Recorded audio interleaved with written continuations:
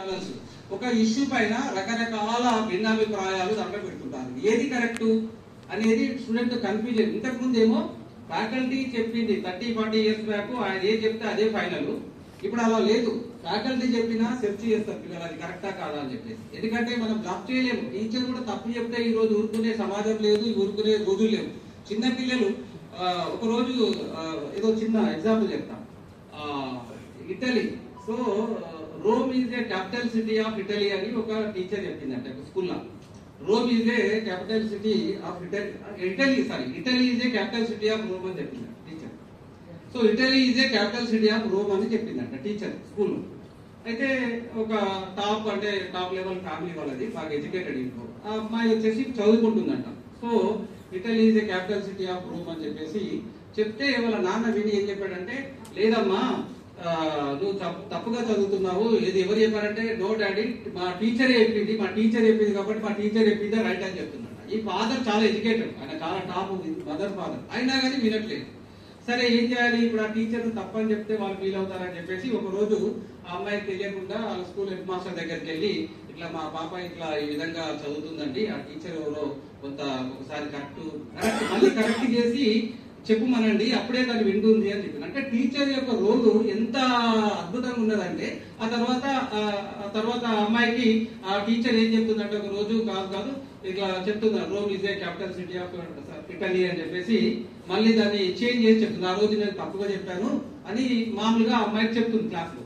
చెప్పగానే మళ్ళీ మా డాడీ కరెక్ట్ చెప్పింది అట్లయితే అని చెప్పి నెక్స్ట్ డే వెళ్ళి ఆ రోజు ఇంటికి వెళ్ళి చెప్తుంది అన్నట్టు, డాడీ నువ్వు ఆ రోజు చెప్పింది కరెక్ట్, మా టీచర్ తప్పు చెప్పిందంట ఆ రోజు, మళ్ళీ ఈ రోజు తప్పు చెప్పినా అని చెప్పి కరెక్ట్ చేసింది అని చెప్పేసి తను చెప్పిన తర్వాత అప్పటి నుండి అంటే ఆ అమ్మాయి టీచర్ చెప్తేనే కరెక్ట్, అంటే పేరెంట్స్ చెప్తే తప్పు అనే ఒక భావన, అంటే టీచర్ ఇంపాక్ట్ అనేది ఎట్లా ఉంటుంది అనేది ఈ రోజు అంటే మీరు అర్థం చేసుకోవాలి. అందు గురించే టీచర్స్ అనే వాళ్ళు కరెక్ట్ ఇన్ఫర్మేషన్ ఇవ్వాలి స్టూడెంట్స్, అది తెలుసుకోండి. అంటే ఈ రోజు ఉన్న ప్రజెంట్ సినారియో ఏంటంటే ఇన్ఫర్మేషన్ వాలిడేషన్ అనేది బిగ్ ఛాలెంజ్. ఇన్ఫర్మేషన్ ఉన్నది, బుక్కులలో ఉన్నది, టీవీలలో వస్తుంది, రకరకాల ఫామ్లో వస్తుంది, కానీ అది వాలిడేషన్ చేసుకోవడంలోనే ఉన్నది. అది చాలా చాలా ఇంపార్టెంట్. కాబట్టి నెక్స్ట్ జనరేషన్ మీరంతా కూడా ఈ వాలిడేషన్ పైన కూడా కొంత ఆలోచించాలని నేను కోరుతున్నాను. ఆ తర్వాత ఈ రీసెర్చ్ అనేది ఇంప్రూవ్మెంట్ చేయాల్సిన పరిస్థితి చాలా వరకు ఉంది. ఇమ్మీడియట్ గా మనం చేయలేము కాబట్టి కొద్ది రోజులు అంటే కొంత ట్రై చేయాలి. అంటే ఒక next 3 months 6 months 1 year like that. అట్లాగే రీసెర్చ్ స్కాలర్స్ కూడా ఈ షార్ట్ కట్ మెథడ్స్ ఇంతకుముందు కాసిం గారు చెప్పినట్టు మినిమం స్టాండర్డ్స్ లేకుండా కూడా ఒక సర్టిఫికెట్ కావాలి అని ఎక్స్పెక్ట్ చేస్తున్నారు. నా దృష్టిలో ఎనీ సర్టిఫికెట్ అంటే కంటెంట్ లేకుండా మనకు ఒక సర్టిఫికెట్ అంటే ఇది ఒక పేపర్. సో నీకు నాలెడ్జ్ లేకుండా స్కిల్స్ లేకుండా మనం సర్టిఫికెట్ చూపిస్తే ఎవ్వరు కూడా వాల్యూ ఇవ్వరు ఈ రోజులలో. సో సార్ చెప్పినట్టు ఇంతకు ముందు మన దగ్గర పిహెచ్డి చేసిన స్టూడెంట్స్ కావచ్చు, కొంతమంది కావచ్చు, ఆల్మోస్ట్ ఒక 10% మాత్రమే మిగిలి ఉన్నారు, అందరికీ ఉద్యోగాలు వచ్చాయన్న. అంటే దట్ ఇండికేట్ దట్ అందరికీ చాలా వరకు స్కిల్ ఉన్నది, కొంతవరకు మాత్రం అంటే ఒక 10-15% మాత్రం అక్కడక్కడ కొంత ప్రాపర్ గా ఫోకస్ చేసుకోకపోవడం వల్ల వాళ్ళు అట్లాగే మిగిలి ఉన్నారు. కాబట్టి ప్రతి ఒక్కరు కూడా ఎక్సెల్ చేసి మంచిగా అంటే మీకు ఉద్యోగాలలో స్థిరపడాలని, మీరు కూడా నెక్స్ట్ భావి భారత పౌరులుగా తీర్చిదిద్దాలి నెక్స్ట్ జనరేషన్స్ అని, వాళ్ళు కూడా వాల్యూ బేస్డ్ ఎడ్యుకేషన్ సిస్టమ్ గురించి చెప్పాలి. లేకుంటే మాత్రం ఈ రోజుల్లో because of various reasons values లేకుండా పోతున్నాయి. ఇది చాలా చాలా ఇంపార్టెంట్.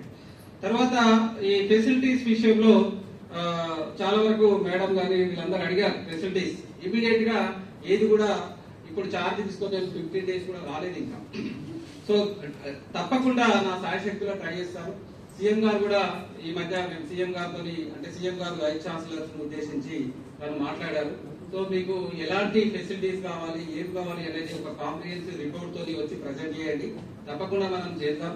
ఈ ఫ్యాకల్టీ రిక్రూట్మెంట్ కి సంబంధించి కూడా గవర్నమెంట్ చాలా కీన్ గా ఉంది. షార్ట్లీ అంటే మనకు 2013లో జరిగింది రిక్రూట్మెంట్. అప్పటి నుండి దాదాపు 11 సంవత్సరాల నుండి రిక్రూట్మెంట్ లేదు. సో షార్ట్లీ అంటే విత్ 3 months అన్ని యూనివర్సిటీ పరిస్థితి అదే. తెలుగు డిపార్ట్మెంట్ లో 4 ఉన్నారండి ఇక్కడ. అలా అనుకుంటే 4 ఉన్నారు. తర్వాత రీసెర్చ్ స్కాలర్స్ ఎంతో మంది ఉన్నారు, పీజీ స్టూడెంట్స్ 80 మంది వరకు ఉన్నారు.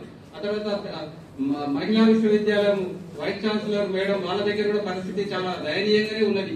ఇవందరికీ ఇప్పుడు తెలుగు విశ్వవిద్యాలయం అక్కడ కూడా దయనీయంగా ఉంది, ప్రతి దగ్గర దయనీయంగానే ఉంది. కాబట్టి ఫ్యాకల్టీ రిక్రూట్మెంట్ చేస్తే థింగ్స్ అన్ని కూడా సెట్ అవుతాయి. గవర్నమెంట్ కూడా చాలా కీన్ గా ఆలోచిస్తుంది ఈ విషయంలో. మీరు కూడా అందరు కూడా మంచి క్వాలిటీ ఉంటే డెఫినెట్ గా మీరు రాణిస్తారు. అయితే ఇంతకుముందు క్వాలిటీ ఎడ్యుకేషన్ సర్టిఫికేట్ గురించి మాట్లాడాం కదా. సో గూగుల్ కంపెనీ అందరూ తెలుసు, అమెజాన్, గూగుల్ అంతా కూడా తెలుసా లేదా? Google company. సో తెలియకుండా ఎవరు ఉన్నారా? ఒకసారి చేయలేమంటండి. గూగుల్ అంటే ఎవరు తెలియదు ఒక్కసారి. Very good. సో ఎలా అప్డేటెడ్ వర్షన్.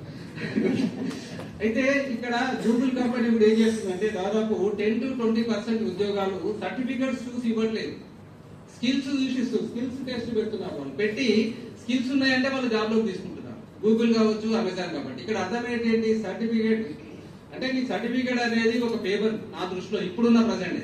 అయితే గత 40-50 సంవత్సరాల క్రితం మనం ఆలోచించినట్టయితే మీరు ఫిలిం డైరెక్టర్ రాఘవేంద్ర రావు మీకు ఐడియా ఉండొచ్చు. ఉందా? ఎంతమంది తెలుసు? చేయలేమంటే రాఘవేంద్ర రావు డైరెక్టర్ అందరు తెలుసా? రాఘవేంద్ర రావు ఇక్కడైతే అందరు తెలుస్తుంది. సో రకరకాల పిక్చర్స్, చాలా డిఫరెంట్ కాంబినేషన్స్, వెరైటీస్, అంత బాగా వెరీ సక్సెస్ఫుల్ డైరెక్టర్. నిజం చెప్పాలంటే ఆ తరం నుండి ఈ తరం వరకు కూడా కొంత ఇన్నోవేటివ్ డైరెక్టర్. సో ఆయన ఏం చేస్తుండేది, ఆయన పేరు సినిమా పేరు పడగానే రాఘవేంద్ర రావు బిఏ అని వస్తుండే. రాఘవేంద్ర రావు బిఏ. స్కూల్ అప్పుడు చిన్నప్పుడు సినిమాలు చూస్తుంటే రాఘవేంద్ర కథ, స్క్రీన్ ప్లే, డైరెక్షన్ అంతా కూడా రాఘవేంద్ర రావు బిఏ అని వస్తుంది. ఆ తర్వాత నారాయణ రెడ్డి గారి పేరు కూడా వస్తుండే దాంట్లో తెలుగు. సో అది వచ్చిన తర్వాత అనిపించే చిన్నప్పుడు మనకు 4th క్లాస్ 5th క్లాస్ చదువుతుంటే ఓ బిఏ చేయాలి, అట్లయితే మనం రాఘవేంద్ర రావు బిఏ ఉన్నాడు కాబట్టి మనం బిఏ చేయాలి అని చెప్పేసి ఒక ఆలోచన వచ్చేది.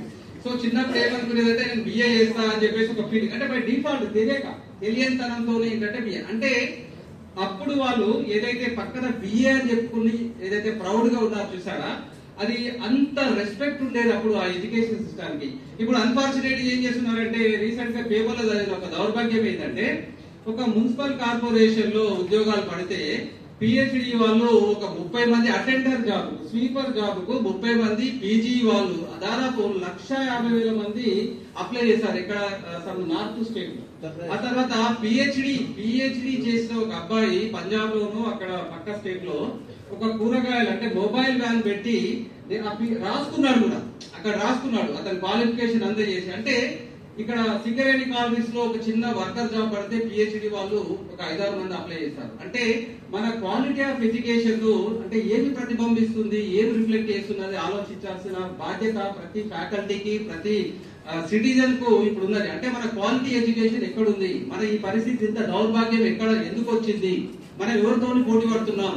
10th ఫెయిల్ అయిన వాళ్ళు అప్లై చేసుకోవాల్సిన దీన్ని ఈ రోజు పిహెచ్డి చేసినా మాస్టర్స్ చేసినా కానీ మనం ఒక చిన్న స్వీపర్ ఉద్యోగానికి పోటీ పడుతున్నామంటే మన క్వాలిటీ ఎడ్యుకేషన్ ఎక్కడుంది అని ఆలోచించాల్సిన ఈ బాధ్యత ప్రతి ఒక్కరి పైన ఉన్నది. కాబట్టి ఇప్పటి నుండి అన్న అట్లీస్ట్ స్టూడెంట్స్ ఎస్పెషల్లీ ఈ క్వాలిటీ ఎడ్యుకేషన్ పైన మాత్రం మీరు తప్పకుండా ఫోకస్ చేయాలి, మీరు సహకరించాలి. ఫ్యాకల్టీ మెంబర్స్ కూడా డెఫినెట్ గా వాళ్ళు అప్డేట్ చేసుకుని కొత్త విషయాలు మీకు అందించాలి. ఆ తర్వాత గూగుల్లో చాలా ఇన్ఫర్మేషన్ ఉంటుంది. ఈ ఇన్ఫర్మేషన్ ప్రతి స్టూడెంట్ అట్లీస్ట్ 3 నుండి 4 గంటలు గూగుల్ పైన స్పెండ్ చేయండి. ఈ వాట్సాప్లు, చాటింగ్లు అన్ని కొంత తగ్గించుకొని దీనిపైన ఫోకస్ చేయండి. అంటే సెల్ఫ్ ఇంపోజ్డ్ డిసిప్లిన్ ఉంటుంది. అంటే ఇన్ని గంటలు నేను చదవాలి, ఇన్ని గంటలు ఇది చేయాలి, టైమింగ్స్ మెయింటైన్ చేయాలి, ఇవన్నిటిపైన కూడా ఫోకస్ చేస్తే తప్పకుండా మీరు one day you will become expert in your area. ఇది మాత్రం తప్పకుండా జరుగుతుంది. మీకు అవకాశాలు ఈ రోజు మనం అవకాశాల గురించి పరిగెత్తున్నాం, కానీ మీ దగ్గర క్వాలిటీ ఉండి మీ దగ్గర అన్ని ఉంటే అవకాశాలన్నీ మీ దగ్గరకు వస్తాయి. కాబట్టి అవకాశాలన్నీ మీ దగ్గరకు వచ్చేటట్టు చేసుకోండి. అఫ్ కోర్స్ చాలా టైం అవుతుందని వేరే ప్రోగ్రామ్ కూడా ఉంది, ఇంకా చాలా విషయాలు ఉన్నాయి. కానీ తెలుగులో తక్కువ మాట్లాడాలనుకున్నాను, ఆటోమేటిక్ వచ్చింది. ఎందుకంటే మదర్ టంగ్ కదా, కాబట్టి సో మదర్ టంగ్ కాబట్టి ఆటోమేటిక్ గా వస్తుంది. 10th క్లాస్ వరకు నేను తెలుగు మీడియం, ఆ తర్వాత ఇంగ్లీష్ మీడియం. అయితే నేను ఇంగ్లీష్ మాట్లాడకుండా నన్ను ఏమంటారంటే నేను తెలుగు మీడియం అంటే ఎవరు ఒప్పుకోరు, అంతా మీరు ఇంగ్లీష్ మీడియం అంటారు. సో కాబట్టి తెలుగు మర్చిపోయాను, కొంచెం అక్కడక్కడ మిస్టేక్ జరగవచ్చు, మర్చిపోయాను. కానీ మన తెలుగు అనేది మాతృభాష కాబట్టి ఆటోమేటిక్ గా అది ఎక్కడో ఒక దగ్గర లోపల ఇన్బిల్ట్ ఉంటది, మన ఇండియన్ ఇన్బిల్ట్ ఉంటది కాబట్టి ఆబ్వియస్ గా వాట్సాప్ వస్తుంటాయి. చాలా సంతోషం. తెలుగు డిపార్ట్మెంట్ తోని ఈ అభినందన సభ ఏదైతే చెప్పారో, అభినందన సభ అంటే వాళ్ళను అంటే ఒక మన మంచి హృదయాల నుండి ఇంకో హృదయంలో మంచిని నింపి వాళ్ళను సన్మానించడం అనేది నిజంగా అద్భుతమైన విషయం. కాబట్టి మన మంచి హృదయాలతోని వాళ్ళకు మంచి జరగాలని చెప్పి నేను భగవంతుని కోరుకుంటూ వాళ్ళ హృదయాల్లో మంచి నింపి మన సమాజానికి వాళ్ళు మళ్ళీ మంచి నింపాలని కూడా కోరుకుంటున్నాం. కాబట్టి ఈ రెస్పాన్సిబిలిటీ గవర్నమెంట్ ఇచ్చింది. ఈసారి చీఫ్ మినిస్టర్ గారు వెరీ క్రిస్టల్ క్లియర్ గా చెప్పారు, ఈసారి ఎలాంటి మచ్చ లేని వాళ్ళకు, ఎలాంటి రికమెండేషన్స్ లేని వాళ్ళకు ప్యూర్ మెరిట్ ద్వారా సోషల్ ఇంజనీరింగ్ చేసి మంచి బాధ్యతలు ఇచ్చామని చెప్పి తను సభకు అందరి అంటే వైస్ ఛాన్సలర్ ముఖంగా తను చెప్పారు. అట్లాగే మన బాధ్యత ఏదైతే మనకు బాధ్యత ఇచ్చారో ఆ బాధ్యతను అంటే ఇంకా పరిపూర్ణంగా అది తీసుకొని మనం ఇక్కడ ఉన్నది స్టూడెంట్స్ మన స్టేక్ హోల్డర్స్ ప్రతి ఒక్కరు కూడా న్యాయం జరగాల. అట్లాగే సొసైటీకి మనం ఒక కొత్త అంటే నిర్వచనం తేవాలి. అంటే ఏంటంటే వైస్ ఛాన్సలర్స్ అంటే ఇట్లా కాదు ఇట్లా ఉంటారు అనే ఒక విధంగా ఆలోచించి డెఫినెట్ గా గవర్నమెంట్ కు తర్వాత మన ప్రజలకు మన ఎవరైతే ఉన్నారో ఈ సిస్టానికి అందరికి కూడా అద్భుతమైన ఒక మంచి చేసుకుంటూ ముందుకెళ్లి నెక్స్ట్ జనరేషన్ కూడా రెస్పాన్సిబుల్ సిటిజన్ గా మనం తీర్చిదిద్ది ఈ ముందుకెళ్లాలని నేను మీకు కూడా ఇచ్చేస్తున్నాను. మీ ఎక్స్పీరియన్సెస్ కూడా చాలా యూజ్ చేయాలి సార్, మీకు అనుభవం ఉందని చెప్పి చాలా వరకు చెప్తున్నారు. మీ యొక్క రీసెర్చ్ అకాడమిక్స్ ఇవన్నీ కూడా మిక్స్ ఉన్నది కాబట్టి మీరు అందరినీ ప్రతిభావంతులను చేయండి. మీ యూనివర్సిటీ తరఫున 100% వాళ్ళని ప్రయోజకులు అయ్యేటట్టు చూడండి. ముఖ్యంగా మీరు కూడా మేడం మీకు కూడా ఇది ఒక కొత్త యూనివర్సిటీ, మహిళా యూనివర్సిటీ. 80% మంది మహిళలు. నాకు భయం వేస్తుంది ఏంటంటే ఇంకా ఒక 4-5 సంవత్సరాలు ఇక్కడ ఎవ్వరు కూడా బాయ్స్ ఉండరేమో అనిపిస్తుంది. ఇక్కడ ప్రాబ్లం ఏంటంటే ఇప్పటికీ నాకు వైస్ ఛాన్సలర్ తీసుకున్న తర్వాత ఈ హాస్టల్ అకామిడేషన్ గురించి అంటే అమ్మాయిలు పాపం ఒక్కొక్క రూమ్ లో 7 మంది 8 మంది ఉంటున్నారు. అయినా కానీ ఇంకా 200-300 మంది ఒక్కొక్క కాలేజ్ నుండి అకామిడేషన్ ప్రొవైడ్ చేయలేని పరిస్థితి. అంటే ఈ బాయ్స్ హాస్టల్స్ అన్ని గర్ల్స్ హాస్టల్ కన్వర్ట్ చేసే పరిస్థితి వస్తుందేమో అని ఆలోచిస్తున్నాం. కాబట్టి రానున్న రోజుల్లో నిజంగా ఇట్స్ ఎ గుడ్ సైన్. చాలా వరకు అంటే డిఫరెంట్ జనరేషన్స్ నుండి ఇట్లా వచ్చి ఇంత పెద్ద ఉస్మానియా యూనివర్సిటీ ఆశించి వచ్చి ఈ చదువుల పైన ఉన్న మక్కువతోని అప్పటిలాగా లేదు. ఇప్పుడు కొత్త జనరేషన్. ఎగ్జాంపుల్ ఇక్కడ మేడమే ఉన్నది. ఇంతకుముందు చెప్పినట్టు ఒక చిన్న తాండా నుండి మేడం పేరైతే తాండా పేరు మల్లు నాయక్ తండా. మల్లు నాయక్ ఓకే మల్లు నాయక్ తండా నుండి మల్లు నాయక్ తండా నుండి ఈ ఉస్మానియా యూనివర్సిటీ గడ్డ వరకు రీచ్ అయ్యి ఇప్పుడు చాకలి ఐలమ్మ మహిళా విశ్వవిద్యాలయంకు వైస్ ఛాన్సలర్ గా ఎన్నిక కావడం అనేది నిజంగా అభినందనీయం. ఎంతమంది తీసుకొని ఇట్లాంటి మహిళా యూనివర్సిటీలు ఇంకా 2-3 యూనివర్సిటీలు కూడా మన తెలంగాణలో పెట్టాలని. ఎందుకంటే 80% మంది మహిళలు వస్తారు కాబట్టి మీరు అందరూ కూడా ఫ్యూచర్ వైస్ ఛాన్సలర్స్ కావాలని కూడా నేను అందరూ కోరుకుంటున్నాను. థ్యాంక్ యూ వెరీ మచ్ అవకాశం ఇచ్చినందుకు. ఏదైనా తప్పులుంటే క్షమించాలి, తెలుగు సరిగ్గా రాదు నాకు, అయినా కానీ మాట్లాడడానికి ట్రై చేస్తాను. ఇక్కడ ఉన్న ఆచార్యులు అందరూ కూడా క్షమిస్తారని ఏదైనా తప్పులుంటే వేడుకుంటున్నాను. అందరికీ నమస్కారం. వన్స్ అగైన్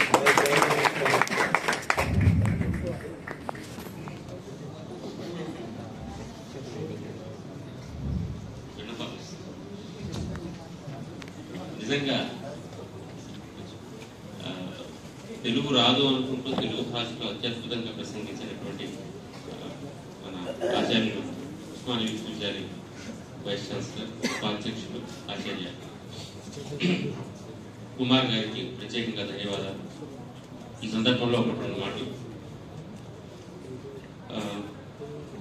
మా దగ్గర ఉండేటటువంటి ఆంగ్ల శాఖ ఆచార్యులందరూ కూడా మాతృభాష మీద ప్రేమ ఉన్న ఆచార్యులే తప్ప మాతృభాషను వ్యతిరేకించే ఆచార్యులు కాదు సార్. వాడు మళ్ళీ బయటికి వెళ్ళి మాట్లాడేటప్పుడు వాళ్ళు తెలుగులోనే హాయిగా మాట్లాడతారు. వాళ్ళ ఇంట్లో హాయిగా తెలుగు మాట్లాడుతున్న వ్యక్తులు, వాళ్ళ మాతృభాషను మాట్లాడుతున్న వ్యక్తులు. కాబట్టి కేవలం ఇంగ్లీష్ మాత్రమే అనేటటువంటి వాళ్ళు కాదు. ఇక్కడ ఉన్నటువంటి లోకల్ లాంగ్వేజ్ ను 100% గౌరవించే ఆచార్యులు. ఆ ఇబ్బంది లేదు మా దగ్గర. రెండవది సార్ మొదటిసారి అడిగినటువంటిది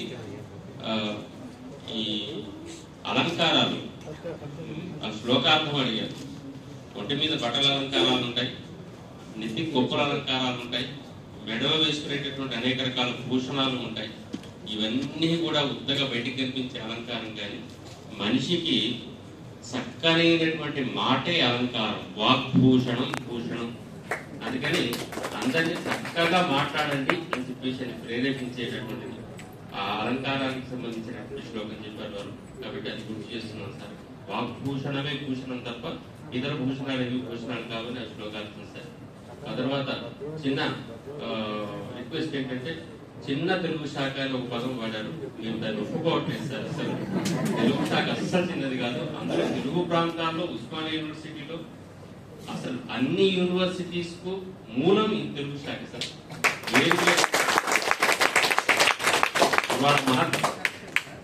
ఇక్కడ చిన్నదంటే ఇప్పుడు ఉన్న సైజు చాలా చిన్నగా అయింది అని వేరే విధంగా తీసుకోవద్దు.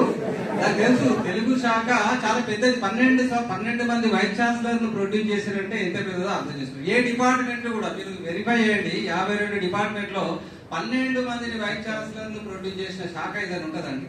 సో అది లేకుండా ఇంత పెద్ద డిపార్ట్మెంట్ కానీ ఇప్పుడు చిన్న సైజ్ అవుతుంది, ఎందుకంటే ఫ్యాకల్టీ తక్కువ ఉండడం వల్ల. చిన్న కరెక్షన్. ఇంగ్లీష్ కూడా ఎందుకు చెప్పారంటే అది ఇంగ్లీష్ పైన వ్యతిరేకత కాదు. జనరల్ ఇంగ్లీష్ వాళ్ళు ఏం చేస్తారంటే కమ్యూనికేషన్ అంటే ఇంగ్లీషు అనేది ఒక ఇంటర్నేషనల్ లాంగ్వేజ్ కింద, ఎందుకంటే అది అవసరం కూడా నిజం చెప్పాలి. ఇంగ్లీష్ లో ప్రావీణ్యత చాలా అవసరం, కానీ అండర్స్టాండింగ్ అనేది మాతృభాషలోనే ఎక్కువ జరుగుతుంది.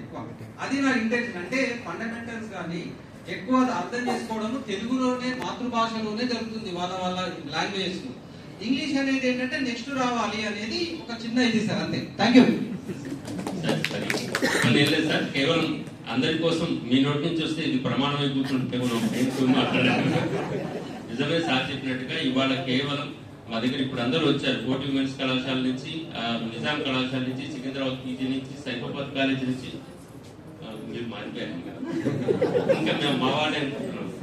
అయితే ఇంతమంది ఇక్కడ ఫ్యాకల్టీ కూడా వచ్చారు సార్. ఇక్కడికి ఇంతమంది వచ్చారు కానీ వాళ్ళందరూ పార్ట్ టైమర్స్. వాడు కేవలం 4 మిగిలిన మా శాఖలో 24 మంది ఫ్యాకల్టీకి 4 మిగిలిన.